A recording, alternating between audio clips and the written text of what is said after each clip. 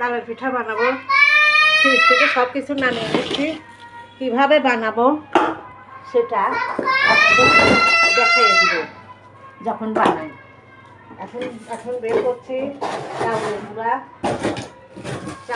বের করছি। এইগুলো মিঠাই বা আমাদের দেশের পাটারি, এগুলো আমি ফ্রোজেন করে রেখেছি। যখন আমি পিঠা বানাই আপনাদেরকে দেখাইব।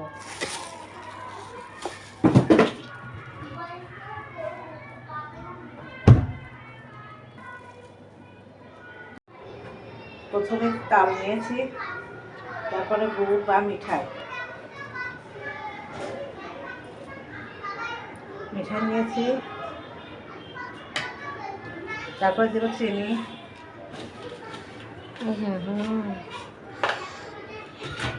তারপরে দেবো নারকেল,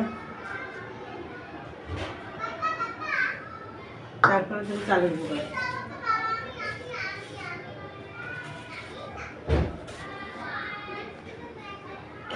একটু বেকিং পাউডার না, খাই সুটা।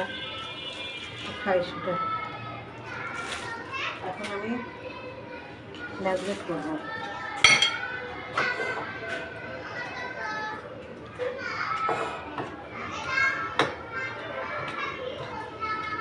ম্যাগনেট করে 10 মিনিট রেখে দিব।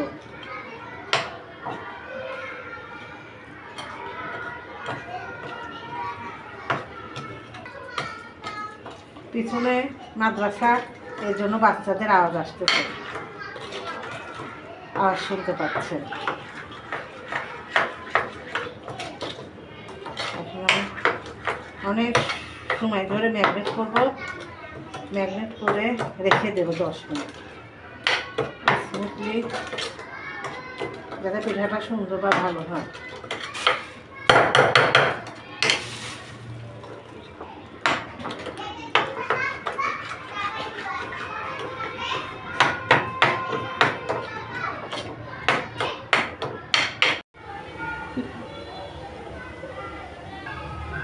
এই যে তালের পিঠা বানাচ্ছি, কীভাবে ম্যাগনেট করেছি দেখিয়েছেন তো। এটা একটু খেয়ে দেখবেন, অনেক মজা হবে।